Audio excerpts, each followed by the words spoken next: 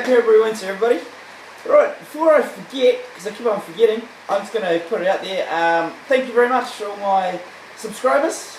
I hit my 100 subscribers a wee while ago, and I completely forgot to mention it. So thank you very much. I really appreciate it. And another thing that I've completely forgotten about is that I've been doing Homebrew Wednesdays now for over a year. So, happy days. So, my year was in August.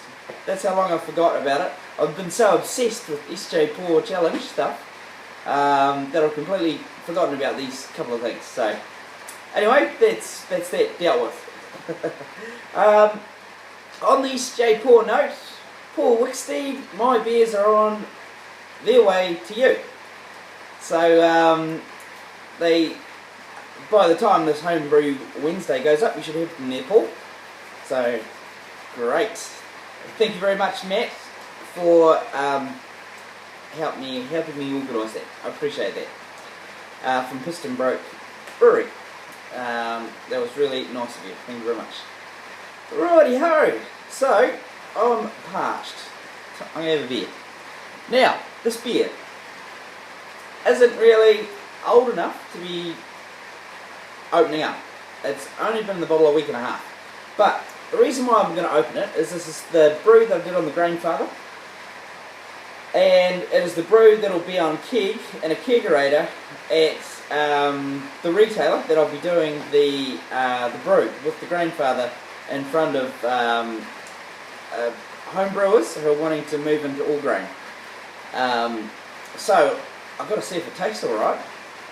Also, this is the first IPA that I've used gypsum. I used a teaspoon and a quarter of gypsum in this. So let's hope these hops are shining through. It is, the hops I used on this is Centennial and Cascade. So I'm keeping it pretty classic there. Not, you know, I'm not mixing it up or experimenting because I want people to enjoy it, hopefully. And for it to be a selling point on, well, this is brewed on the Grainfather. Even though, you know, I fermented it under controlled temperatures, which has a lot to do with how good it tastes as well. Well, I don't know yet, it might taste good. This might not even have any carbonation, because I crash chilled it before I bottled it. What a dick. I should have bottled it before I crash chilled it, but hey, let's pop her open anyway.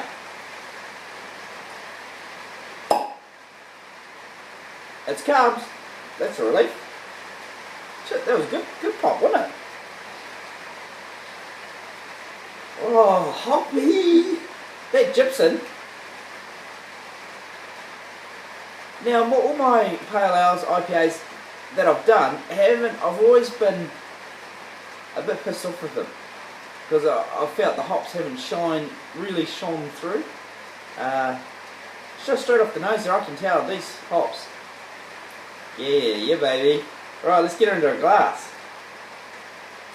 I'm stoked that that's carved up.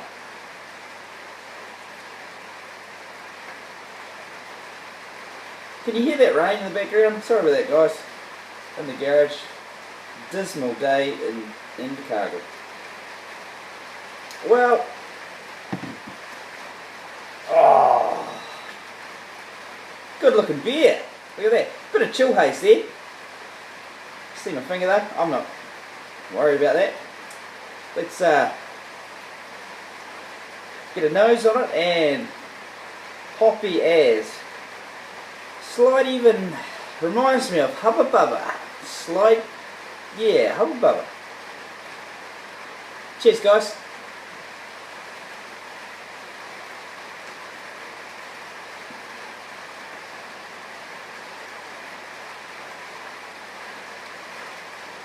I'm very happy with that. Still, it's a little bit green. You know, another week in the bottle, but you want to be drinking after a week, or else the hops are going to fade. Lovely little bit of bitterness at the end. Yeah, Hubba Bubba. And I'm getting those hops, but it just reminds me of Hubba Bubba. In a good way, you know, not in a sickly, sweet way. It just, the bitterness is good. Everything. Now, thank you to Grant Baker as well, because you sent me your IPA recipe quite a while ago now, and I've done nothing with it. But that was basically, your recipe was the backbone of this. So, so yeah, thank you very much. I sort of, from the notes that you gave me, which were very detailed, took good advice from them, and I kept the hop schedule the same as you had there, Grant, and I'm very happy with this. It's turned out very well. So, thank you, Grant. Yeah, cheers for sharing. That's what's fantastic about doing Homebrew Wednesdays, and being part of this community. We're also freely giving the information that we discover to other brewers, and that's what it's all about, isn't it? And we're just growing as brewers through this cool wee community we've got going. So, cheers to that. Right, what's we going to talk about? Aha, hang on, let me take another drink.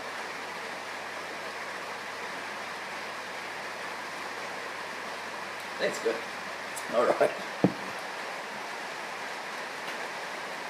In the old library, I found this. Fantastic book. This hasn't even come up on my radar as a book to get or anything like that. I'm not going to actually purchase it. It's at the library. I'm going to take all the recipes out of it that I'm interested in.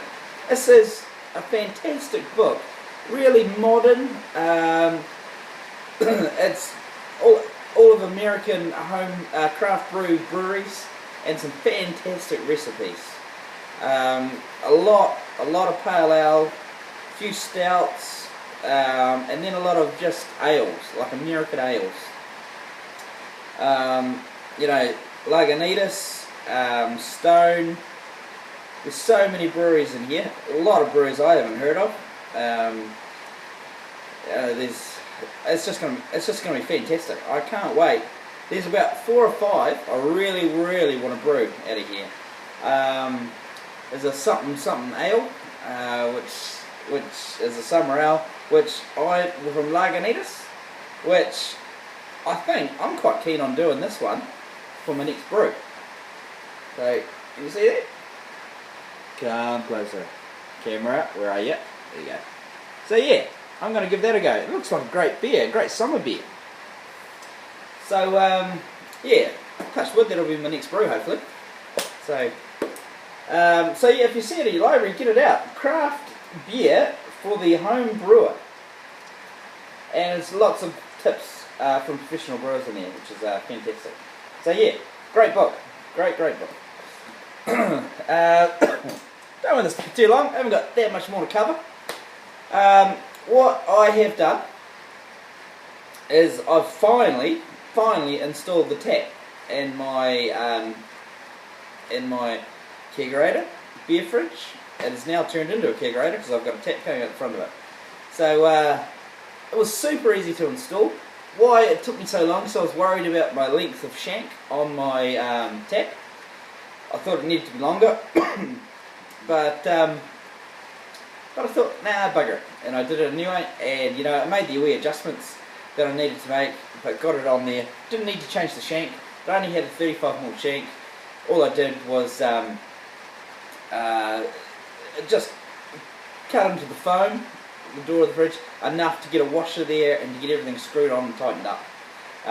Also put a wood backer as well, just to give it a bit more stability. And she's worked a treat. So let me show that to you now, because you're on the fridge. So, right, bear with me as I get you through here. Hang on, hopefully I don't turn you off as I pull you around. I'm in a jersey again. We did have summer a couple of days ago. Right, so there it goes. Tap in fridge. Easy, super easy. So I've got that dead in the middle there. So there we go, the fridge, the tap. Focus.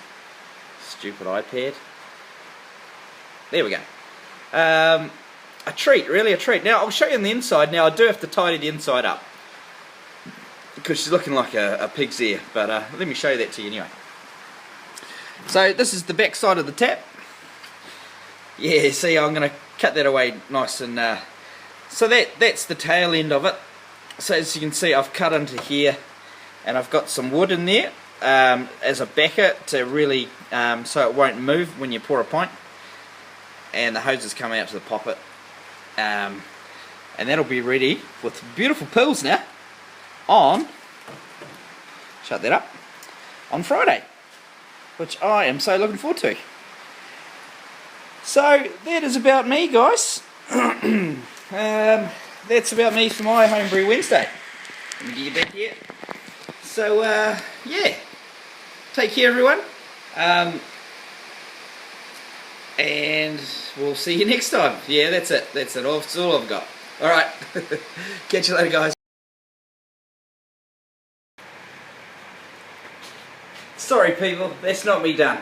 I completely forgot to tell you, in the weekend I did a brew. I did my second Pilsner brew, and I chucked that brew on the yeast cake, which is a success.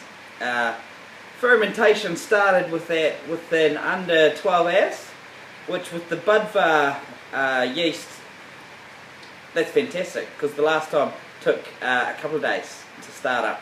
But in saying that, I think it did start earlier that first time. It just had CO2 went into solution when it was fermenting. But some frustrating things happened with that brew.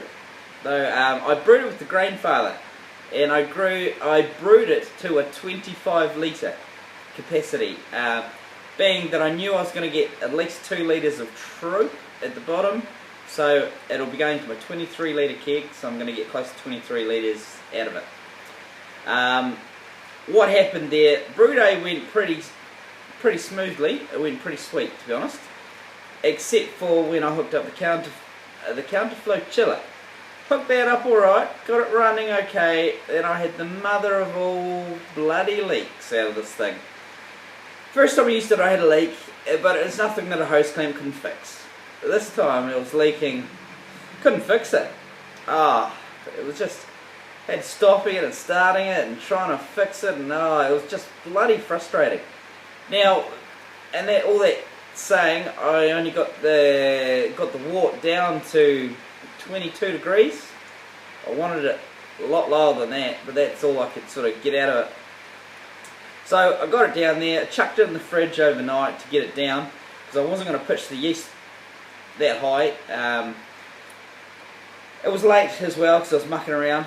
So by the morning, it was down to 12 degrees, and I thought, oh bugger it, you know, I'm just going to do it. So I put the Pilsner brew into the keg that was already brewed up. It had been lagering on the yeast cake for 3 weeks. And hell, I think that's made all the difference. That's fantastic, by the way. It is just going to be, I'm so looking forward to drinking that on Friday. So anyway, I chucked that beer into the keg, gassed it up, and guess what happened? I had a friggin' leak out of the poppet, gas leak. So it was out of the gas line, gas side of it. So undid the poppet, sanitised it all again, put it all back together, screwed it back on, bang, no leak. So it was all a bit frustrating, you know, nothing went smoothly. You know, we all share when things all go well, but we don't normally share when things go a bit wrong. So by doing all that, and then I put the new wort that had been in the fridge for about 6 or 7 hours, getting really cold, on the yeast cake. I got my aerator out, aerated the hell out of it. Put it in the fridge. Now it was a bit warm. It was about 13 degrees. So hooked it all up anyway. 13 degrees. I would rather it been at 7 or 6 degrees and then warmed up to 10. Instead I had to cool it down to 10. So because of that I had a bit more sulphur starting in it there, but it's fermenting well now. It's fermenting fine. I'm probably just being a big baby, but it'll be fine. So I'm going to look forward to see how that brew turns out.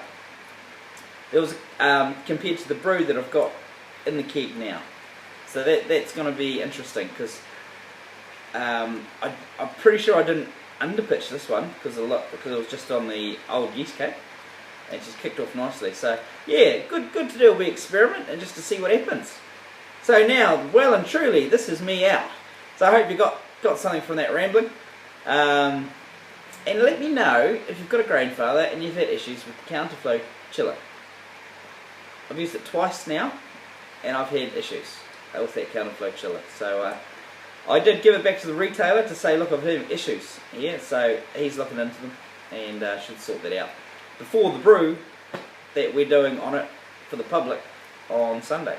Because I don't want to come to chilling it down and it's a friggin' nightmare. Because everything else went smooth as silk, apart from that. So, yeah, happy days. Right guys, I'm out this time. Bye-bye.